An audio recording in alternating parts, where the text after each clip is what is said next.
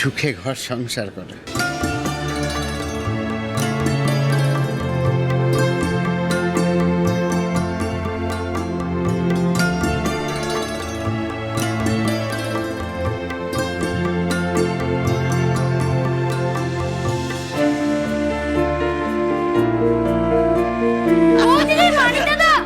আমাকে আমার বউকে একটু আশীর্বাদ করে দেখি।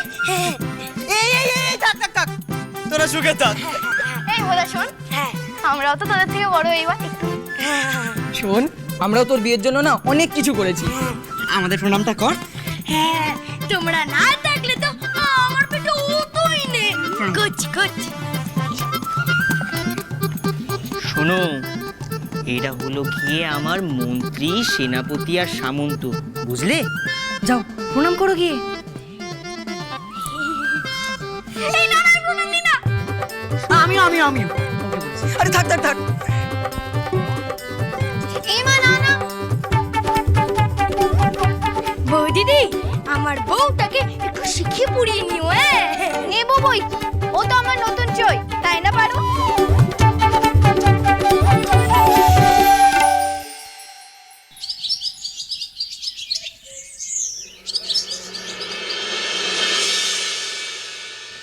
কি বলছো কি তোমরা? এত বড় একটা কাণ্ড ঘটে গেল আর তোমরা আমাকে ডাকলে না পর্যন্ত। কি করে ডাকবো? তুমি যে অসুস্থ ছিলে।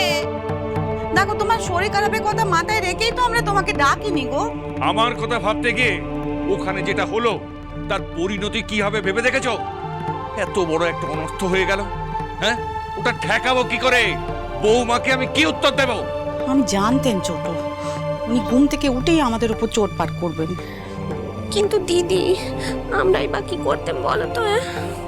ছি ছি ছি, চন্দ্রকান্ত এরকম একটা জঘন্য কাজ করলো। হ্যাঁ, আমি পাকা পত্র দিয়ে আসার পরেও নিজের বাবাকে নিয়ে গিয়ে এরকম একটা নোংরামি করলো। মানিককে আগুনে ঠেলে দিল। ওই চেতকে আজ আমি বাড়িতে ঢুকতে দেবো না। ওর বাপকে যেমন ঘাট ধাক্কা দিয়ে তাড়িয়েছিলে, তেমনি সে এলে ওকেও দরজা থেকে নাতি মেরে তাড়াবি। আমি মা হয়ে অনুমতি দিচ্ছি। মা, জামাইয়ের সঙ্গে কি করব সেটা পরে ভাববো, কিন্তু বৌমার বাবাকে কি জবাব দেব? আমি নিজে ফরাসডাঙ্গায় গিয়ে ওনাদের নিমন্ত্রণ করে এসেছি ওদের ওই বউ ভাতের জন্য। আর উনি যদি এসে দেখেন যে বোদা নয় মানিক আর একটা বিয়ে করে নিয়ে এসেছে, তখন ওদের আমি কি করে মুখ দেখাবো? আমি ভেবেছিলাম যারা একটা ওই আনন্দ অনুষ্ঠানের মধ্যে দিয়ে বেআই মশাইয়ের সঙ্গে আমাদের যে মনোমালিন্য, যে অশান্তি হয়েছে সেটা আমরা মিটিয়ে নেব। দেব তো অশান্তি নয়, ঝড় উঠবে, ঝড়।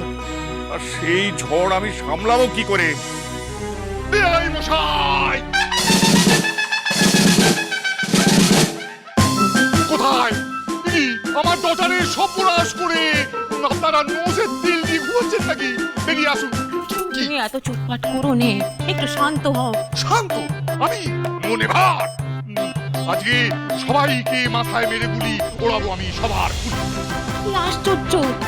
এটা তো তোমার বেয়াই বাড়ি, মেয়ে সৌরগণ। এখানে আসার সময় হাতে করে বন্দুকটা না হলে চলছিল না তোমার? না, চলছিল নেই।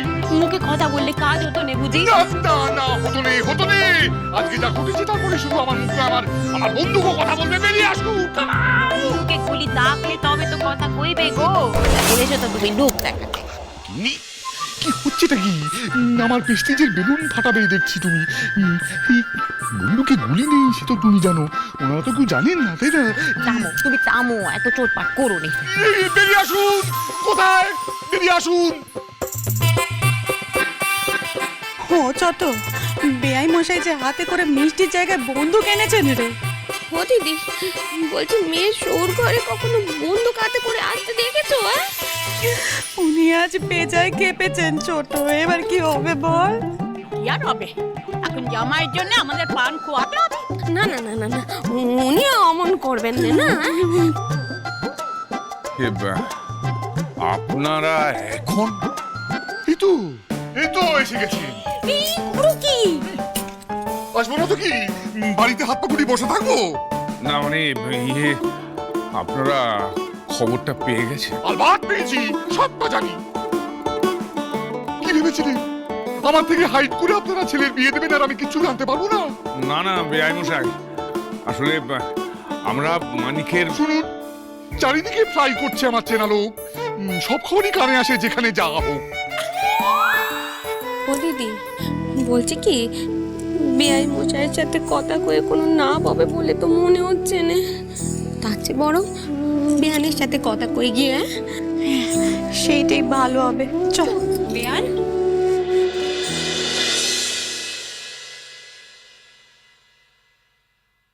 আপনারা জামাইয়ের আবার বিয়ে দিলেন, আমাদেরকে একবার জানালেন না? আমরা নিজেরা জানলে তো তবে আপনাদের জানাবো। সে কি কথা বেয়ান, আপনাদের ছেলের আবার বিয়ে হচ্ছে আর আপনারা জানতেন না? বিশ্বাস করুন, বে তো বোঁদার হওয়ার কথা ছিল। উমা, তবে সকলে কেন বলছে যে আমার জামাইয়ের আবার বিয়ে হয়েছে? আমরাও তো জানতাম না, কেলোর মুখে একটু আগে শুনলেন। ওখানে এমন কাণ্ড হবে কি করে বুঝবো বলুন তো দিদি? বেআই মশাই থাকতে এমনি এমন কাজটা হতে দিলেন বেয়ান? ও দিদি, উনি থাকলে তো এমন কিছুই হতো না। তিনি তো জাননি সেখানে। কেন? কাল সারা রাত তো আমরা ওনাকে নিয়ে পড়েছিলাম। হ্যাঁ, কাল সারা রাত উনি মাথা তুলতে পারেননি, আর উনি যেতে পারেননি বলেই তো এমন অঘটন ঘটে গেল। আমি জানতাম সতীন এনে ঘর করানো কুলিন নেটিভ কালচার। আপনাদের ইচ্ছে পূরণে ফোরহেড পড়ালো আমার ডটার। বউ হয়েছে, বউ হয়েছে, বউ হয়েছে, মানিক দাদা বাবু নতুন বউ নিয়ে এসেছে।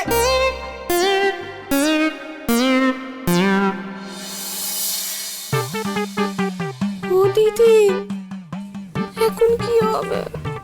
এই গান দিয়ে করব বরণ, দেখবে জামাই মজা। আমার মেয়ে সতীন আনার আমি দেব সারা। ছোট বাচ্চাকে বাঁচা। এ কি বাবা, তুমি বন্দুক এনেছো? অরেঞ্জ, এই গিন্নি, অরেঞ্জ, কমলা মা, ও কমলা মা, কমলা মা তুই ঠিক আছিস মা? হ্যাঁ হ্যাঁ মা, আমার আবার কি হবে? আয় আয় আমার সাথে আয় মা, এদিকে আয়। ওরা জোর করে বিয়ে দিলে আর তুই বাধা দিলি না, মুখ বুঝে মেনে নিলি। স্বামীর বিপদে স্বামীর পাশে দাঁড়ানোটাই তো আমার কর্তব্য। তোমরাই তো আমাকে শিখিয়েছো, তোমাদের বলা কথাই তো আমি পালন করছি। না বৌমা, কেলো আমাদের সব বলেছে। বিয়েতে কি কাণ্ড ঘটেছে আমরা সবটাই জানি। বাবা, আপনিই তো বলেন, মনেরে আজ কহ যে ভালো মন্দ যাহাই আসুক সত্যেরে লও সহজে। আমি তো সত্যিটাকেই মেনে নিয়েছি। ও দিদি, মেয়েটা শোকে বোধহয় পাথর হয়ে গেছে গো। আরে এই ধাক্কা ওটুকু মেয়ে কি আর সামলাতে পারে? কই গো, নতুন বউকে বরণ করো গো। বাড়ির বউরা নয়, আজকে জামাই বরণ করব আমি নিজে। শুনছো? কি হয়েছে? তুমি বিয়ে মশাইকে একটু শান্ত হতে বলো, উনি যে বড্ড কেঁপে আছে। আমি কোন মুখে ওনার সঙ্গে কথা বলবো ছোট গিন্নি? জামাই, জামাই আজকে ওনার সামনে আমার মাথা একেবারে হেড করে দিয়েছে। তোমরা এসেছো ভালোই করেছো বাবা, অনেকদিন দেখা হয়নি। তোমার সাথে পরে কথা বলছি না।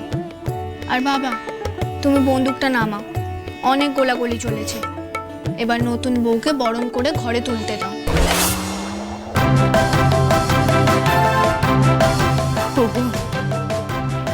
সবাই যে আরেকবার বিয়ে করেছে তাতে তো দেখছি আমার মেয়ের কোনো আপত্তি নেই।